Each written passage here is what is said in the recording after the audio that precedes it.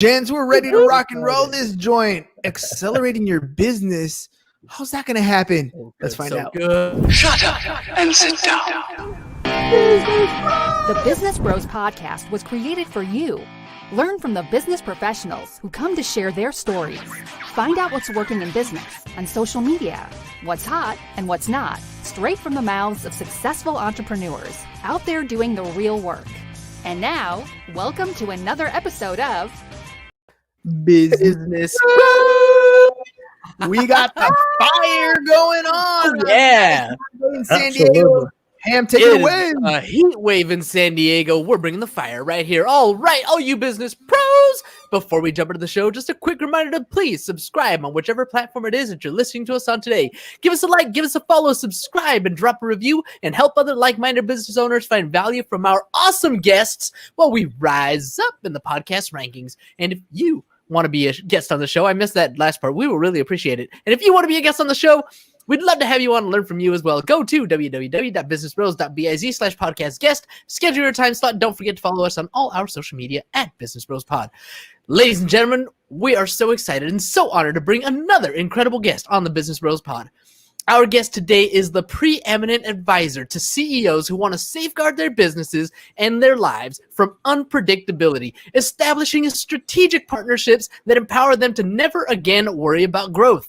Having worked with over 1,500 CEOs across 33 countries, our guest is an expert in helping businesses expand internationally. As a world-renowned speaker and philanthropist, our guest's goal is to help over 800,000 kids in Latin America become entrepreneurs using local businesses in the next 3 years. Local resources in the next 3 years. We can't be more thrilled to hear some incredible stories from this well-traveled thought leader and humanitarian.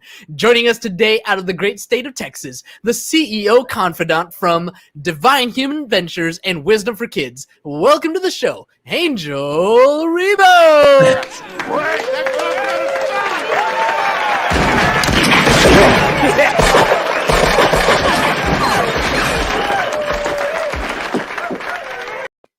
All right, Well Angel. done, well done. Thank you so much. This has been probably one of the most amazing introductions ever in my life. Thank you so much for being who you are, guys. Thank you. Oh, well, what can I say? James prides himself on the intros. They're probably Fun. Yeah, they're fun. They're you know what? Everybody has a strength and everybody has a weakness. I would suck at writing your intro, but James over here, he's got fire when it comes to writing those intros. I tell you, I mean, I've been introduced a few times, and he's used actually completely different words. He's a master. He's a super eloquent guy. I can tell you that. Thank you so much. My heart. You are making my head really? roll. Yeah, you're a cunning linguist, Ham. You're a cunning linguist. All right. So speaking of talents, right? Speaking of strengths, speaking of weaknesses, look, anytime anybody's going to start a business, we all start off thinking, I know what it takes. I'm going to make this thing grow. I'm going to me, I. But ultimately, you need a team to make things happen. So Angel, tell me a little bit about what it takes to grow a business and what is it that you do exactly? Exactly. So basically, in a nutshell, what I do is I help both corporate CEOs and established entrepreneurs to bridge the gap globally for expansion and exposure. It means that I help them take their businesses internationally. Okay. And what it takes for someone to accelerate the growth of their businesses by going internationally, the first thing that it takes is the willingness to do it, but the resources. The resources. I've seen many times people wanting to go internationally, fully internationally, and they have not made their homework. They have not really taken into consideration what it takes to go internationally. Very often it happens to us entrepreneurs that if we have an offer online, we think, okay, so if we are super successful in the US, then going south of the border, we just translate our materials, our courses, whatever that is, and we're going to be successful. I hate to say no. No, there's many more things involved in going internationally, and you have to do your homework. And there's financial implications on the decision of going international. So you have to consider those implications. let's hover here for a second, because we live in an age where the World Wide Web has literally shrunk the planet. We can have international quote unquote business going on from the living room or your basement or wherever you're talking about. So let's hone in on that. What do you mean when you're talking about growing internationally? Yes, so that's true. You can run your business from your home, and you have the worldwide, web, and you can go everywhere. But every single potential client in every single country, geography, culture thinks differently. You have to embrace, you have to acknowledge that, and you have to really know what is going to drive a potential sale from another country. Okay, so I mean, being reactive, we might have clients from other geographies, but the reality is that talking to someone, let's say south of the border or north of the border, talking about the US, right? It's different. And you have to be, if you really want to be strategic and you really want to be successful, you have to do it differently. You have to think about it. Okay, so you can run your business from your home and you have the World Wide Web open, but there are things that you have to take into consideration from the point of view of the client. You have to talk to the client differently on every culture. Remember, we are, separated, even sometimes even trying to go, let's say I have a business in Texas, and I really want to be successful in taking my business to another state. That there are cultural differences, right? That huge. Someone in Utah is different from someone in Texas, right? And everybody knows that. So if you really want to be successful, does it make sense to consider the differences between selling in Utah and selling in Texas? Of course it does. And you spoke about in the introduction, you actually mentioned something, which is, are you partnering with the right people? Probably if you want to go international, or even, as I said before, to another state, what about partnering up with someone who's already there, who's already aware of those differences, that can help you be more effective in conducting business in that area? And this is very often a blind spot that people forget. So, okay, it's easy to run your business from your home, but be mindful, be aware of the differences. What kind of differences should we be looking for when we're first starting out? Because there are so many. I mean, like you said, there's cultural differences, there's currency differences, there's tax treatments. I mean, there's all kinds of things that we can think about when we're talking about those differences. But what are some of the first things that we should kind of pay attention to? So that's why go step by step. I mean, going internationally right out of the gate, I don't think is the right thing to do, unless you only go internationally to a specific area because you know that there's a need for that there, and you know that the people there are going to buy from you. Unless that's the case, it's scaling up by accelerating the growth of your business by going international. It means that you have already had to establish your business somehow. That's very important. Okay, so initially, I don't recommend anybody doing that unless, again, that's going to be your number one strategy. So if that's your number one strategy, you have to really know what these people want. Okay, the people in this area, what do they want? So you have to really speak with these people over there. Sometimes, we tend to think, oh, it's extremely difficult. No, it's very easy.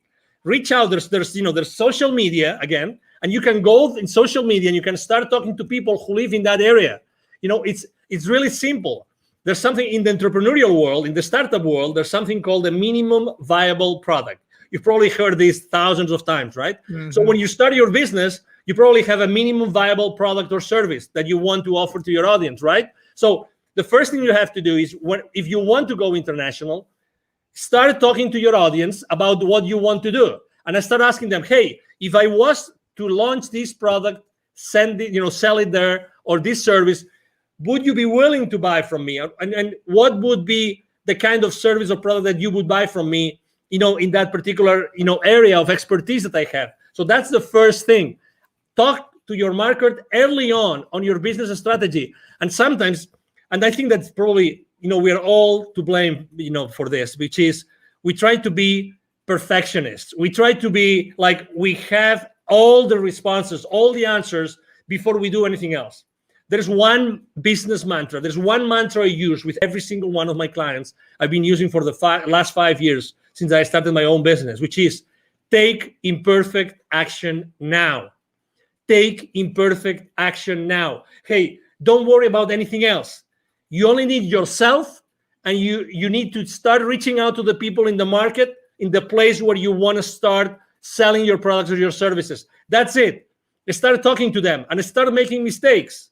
Start making mistakes. There's no such thing as the perfect sales pitch, the perfect service, the perfect product. There's only the thing that you reach out to the potential buyers and you know what they think, and keep on making, keep on perfecting your pitch, keep on perfecting your product and your service. Really, that's the first step. Take imperfect action now.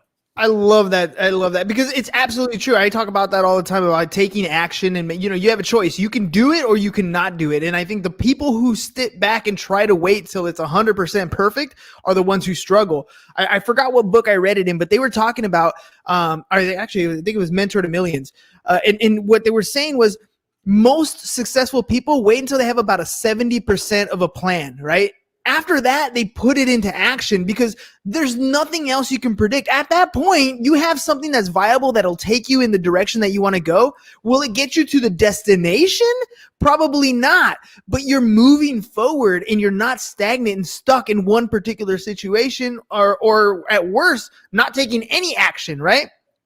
When I remember reading or learning about Disney, and they were opening up in China, I think it was China or Japan, I'm not sure exactly, but they were out there in the East. And when they went out there, they opened up operations right away, just like they had done in Florida, just like they had done in Disney. And they didn't take into consideration some of the cultural differences and had to restructure some things.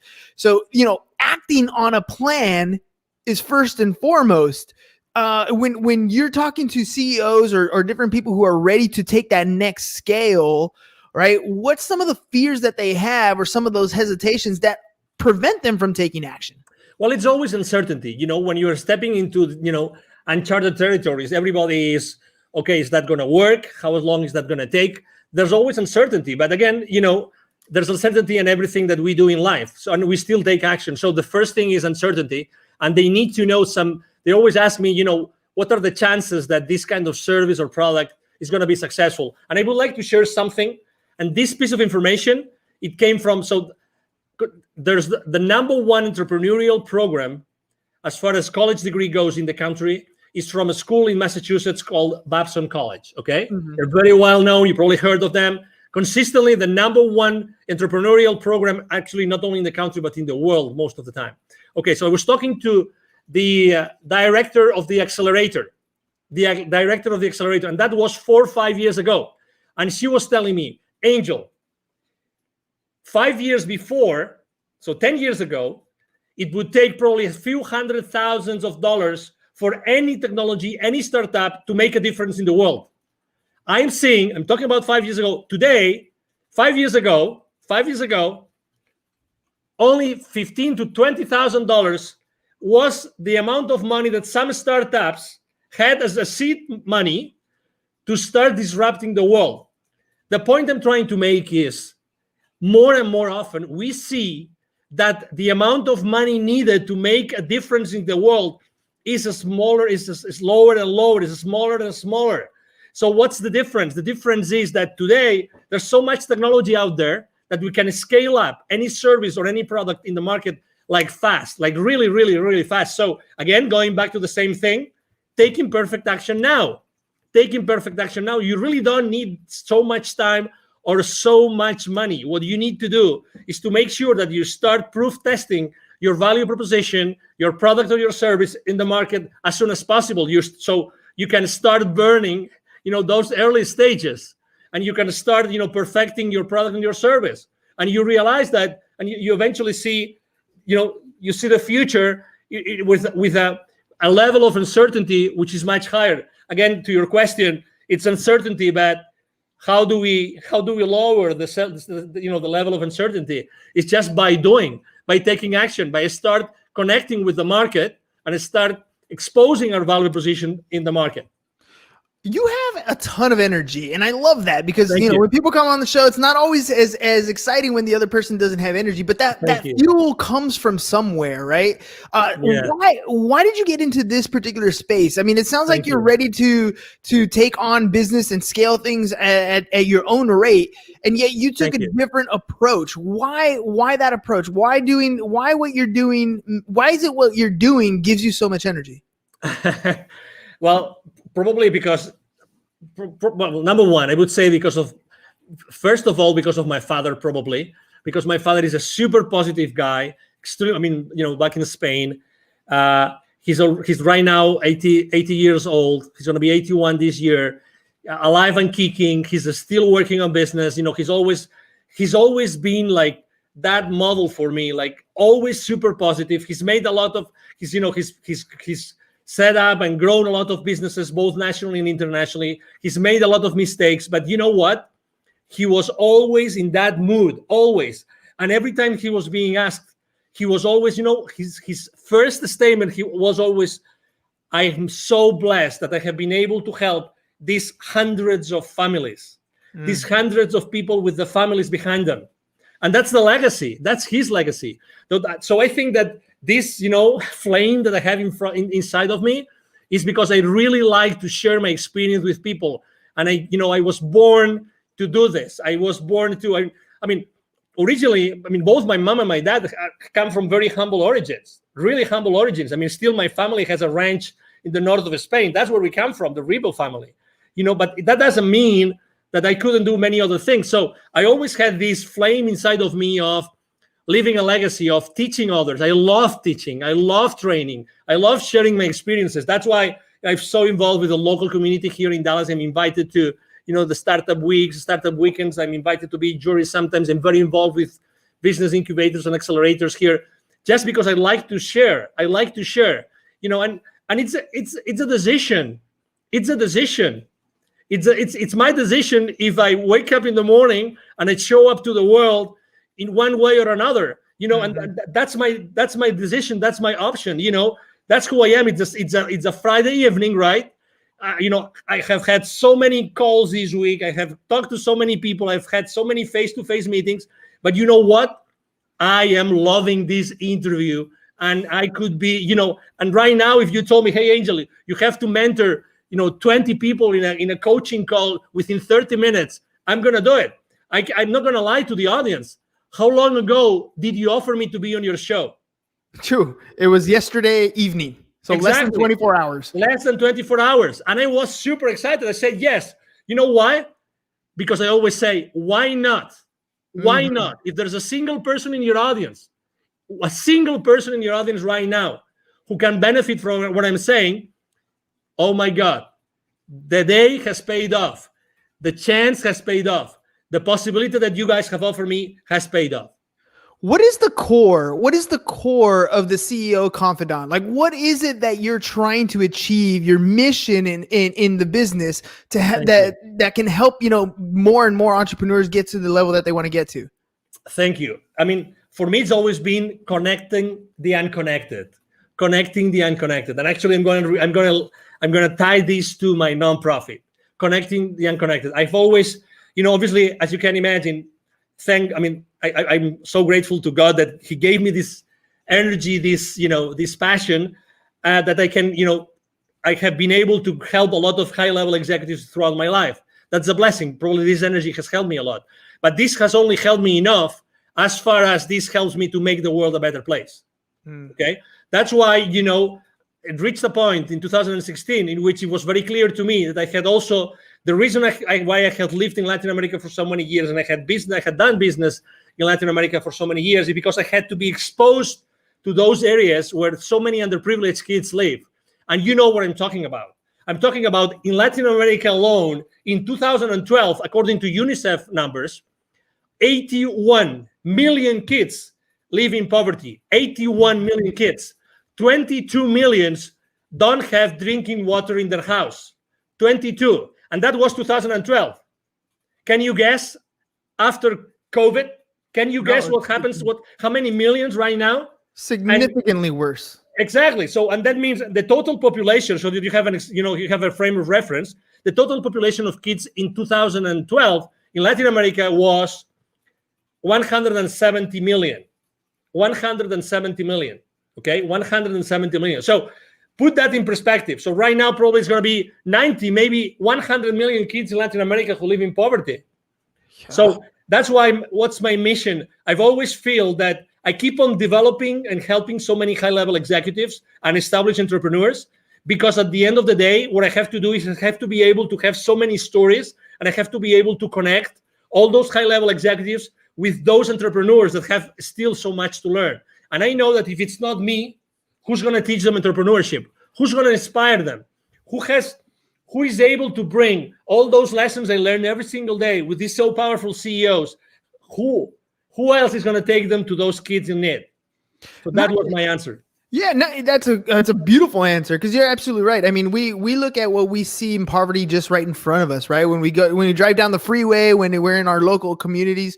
But the difference is, the poverty in the United States is much different than the poverty in almost any other country. It's just a different level. I remember being young, as a young kid, at my parents, and we would always go to church, and they would send us, to missionary things down the other side of the border, and you just have this awe that everything from the pair of shoes to the sweater that you have on to the meal that you had has such a different value to the people down there than just you. The things you take for granted, you don't even realize until you're, things like where you're crossing the border. When I remember coming back on the border and little kids, small 4 or 5-year-old children coming up barefoot, dirty, ragged clothes, just trying to sell something to make a living. And we don't quite understand the level of poverty because we're blessed to be in this country.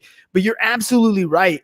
I want to ask you about the relationships that you're building with people as you're helping a lot of these entrepreneurs grow their business, as you're helping them scale and become multi-million-dollar companies. What value do you place, and how do you utilize the relationships that you're making? Well, I think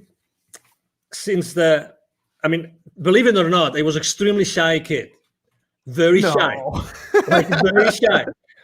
Most of I would say every single one of my classmates up to high school, they would not believe it's me talking right now. Honestly.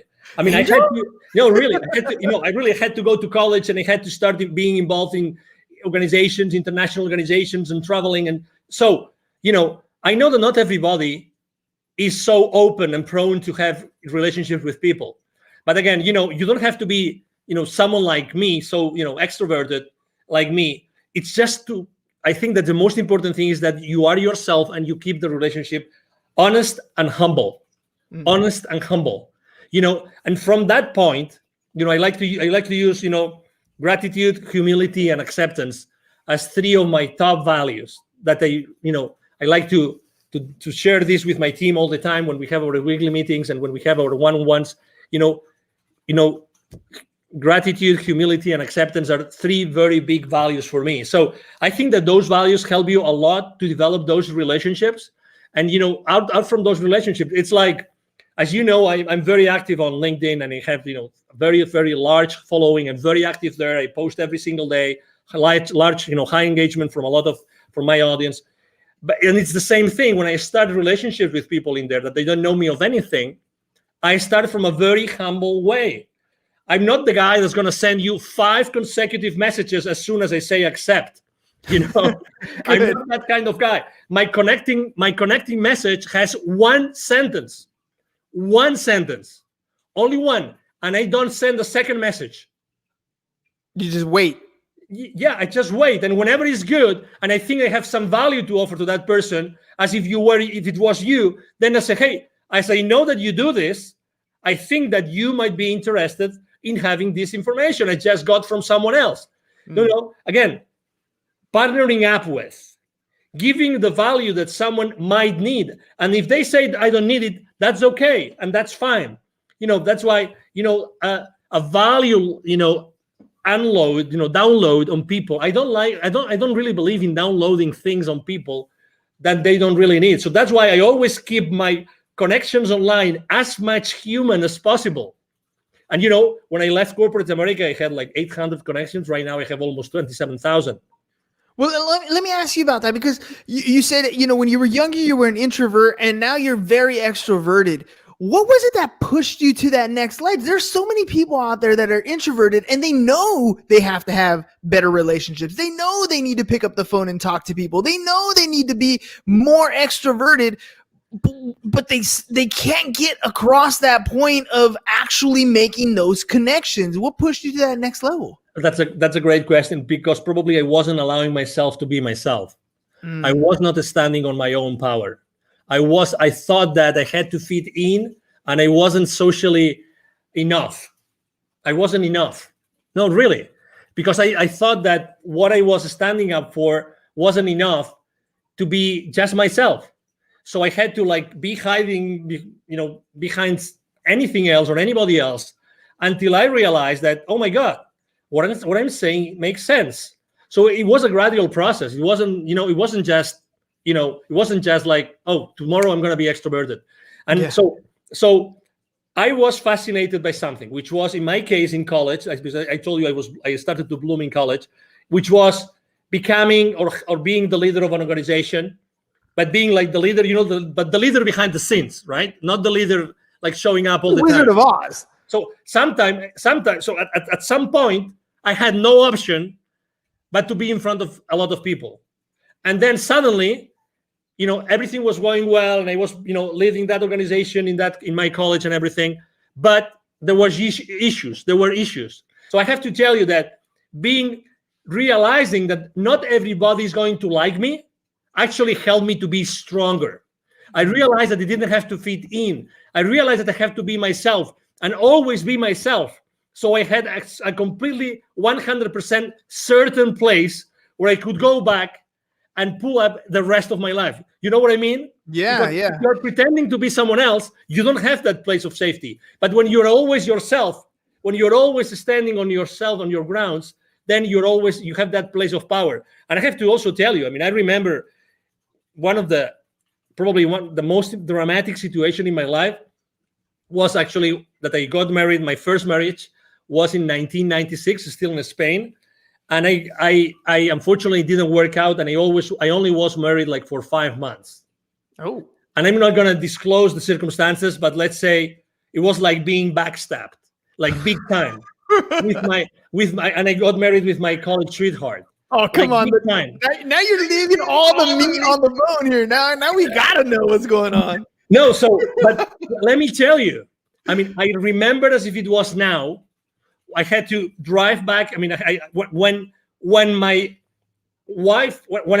found out what my wife was doing, and I confronted her that night, and I will never forget that night, when I confronted her that night, and she told me yes, I remember taking my car the following morning and going and driving to where my parents lived. I remember that both my mom and dad were waiting me, they were living at the 6th floor, they were waiting for me, and I started crying like a baby on my mom's arms, at my mom's arms, saying, can't believe it. I don't know. How can my life collapse? What did I do wrong?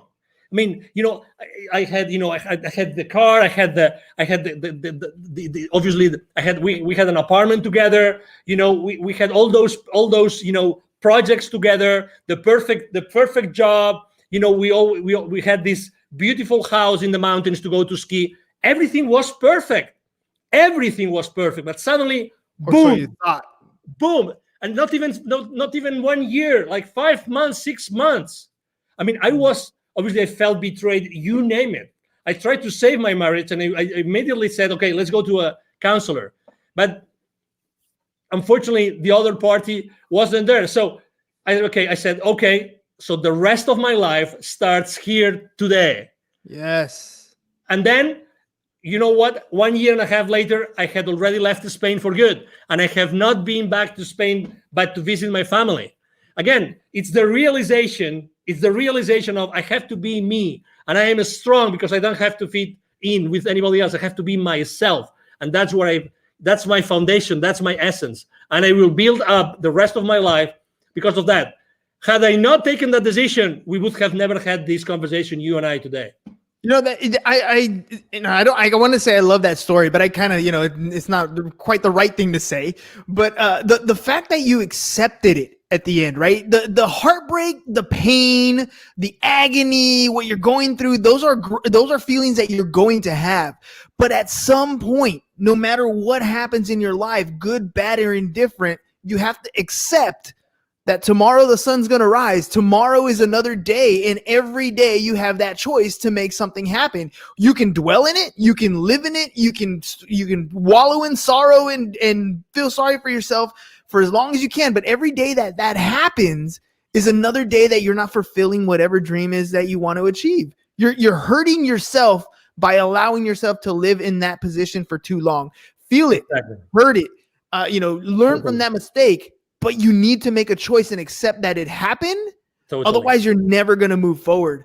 I agree. And I have to say, this counselor that, we went together, with my ex-wife at that time, it was the same counselor that said, hey, okay, so she's not coming back. Can you please help me? Can you please help me go through this path? Can you please help me? And I have to tell you, the certainty that this counselor told me, so these are the stages you're going to go through. A, B, C, D, and E. He told me, he explained those to me, and I understood them, and I said, okay, where am I now?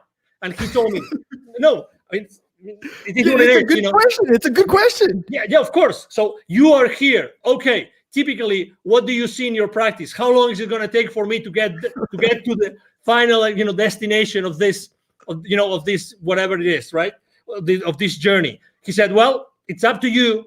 I've seen people here and I've seen people there, and I've seen people that will never recover from a divorce or from a separation.